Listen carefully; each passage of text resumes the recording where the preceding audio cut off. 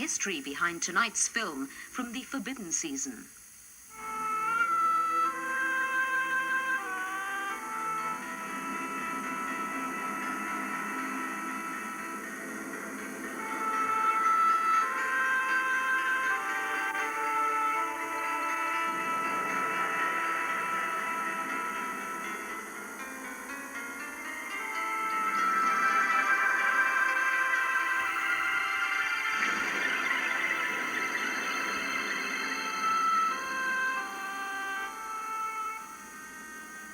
I saw Django kill on a double bill with something else, I've forgotten what it was, at the Scala in Liverpool.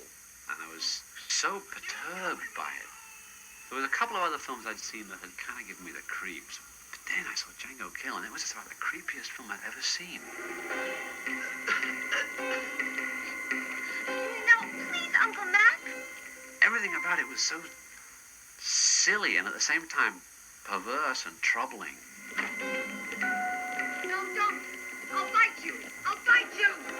The film begins with a shot of a hand coming out of a grave, as seen in Los Olvidados, which I assume is a direct homage to Buñuel. It's also a shot that Peckinpah uses in Bring Me the Head of Alfredo Garcia. Well, the hand is the hand of Django. Django's already been betrayed and shot by the gringo bad guys and left for dead. So we get pretty quickly, with the arrival of the Indians, into a flashback structure. But it really has that sort of Bruce Conner, Dennis Hopper, the last movie editing strategy at the beginning, where the shots are like 2 frames long. So they're endlessly intercutting shots of this and shots of that and shots of the other thing. And one of the shots is even in upside down. After we get up to speed and we get into the present tense as opposed to the past tense, the editing strategy is a bit more like a regular film, although the various censorship and other cuts that have been made to the film over the years make it more weird and less easy to understand. The alleged plot of Django Kill, it seems to involve a robbery of a Wells Fargo stagecoach, which is being guarded by some Union Army guys who all get killed by a combination gang of American and Mexican bandits. But as often happens in spaghetti westerns, the Americans are far more wily and cunning than the Mexicans. They betray the Mexicans and then kill them all, except for their leader, Django, played by Tomas Milian. Tomas Milian survives and is nursed back to health by these 2 alleged Indians who speak with English accents. He moved more slowly now because he's old. They want to hang around with him because they think he can tell them about the happy hunting ground, because he died and has come back to life. So they go on a little revenge excursion to look for the people who betrayed Django's gang. On the outskirts of town, meanwhile, is this gay bandit called Zorro. Zorro has a barrel organ, he has a parrot which he has conversations with, and he has all these guys dressed in mariachi outfits who do his bidding. Wait, I said, put him down. So it eventually becomes a sort of a battle of wills between Zorro, Django, and the townsmen as to who will get the gold. Get those bullets out of him and make sure you bring him to me alive. Come on, man. Help me get him out of here. I didn't know much about the director, other than from reading the Monthly Film Bulletin that he directed another film called A Curious Way to Love, which was a sort of Italian sex film. Giulio Questi's interested in sex. He's interested in animals. I mean, animals are sort of important in this film. There's sort of various odd kind of 3-legged animals that wander through the film early on. There's a kind of a rotting pig on a spit. There's the famous parrot. It's time! The violence in Django Kill is very stylized. It's relentless in how it's piled on and how the camera will dwell on the dead bodies. And at times it sort of switches genres from a Western into like a Mario Bava horror film.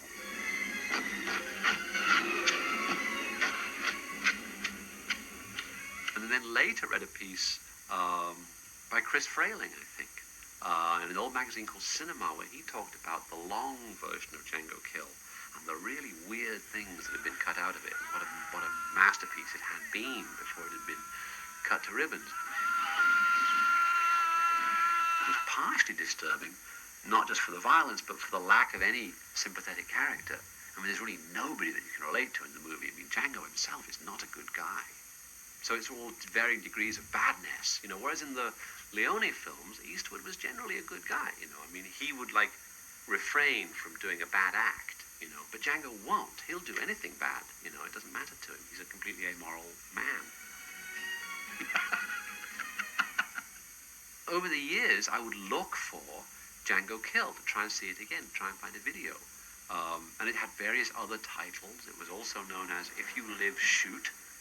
And I suppose it was called Django Killed because after the success of the Franco Nero Django film in '66, there was a whole slew of Django sequels.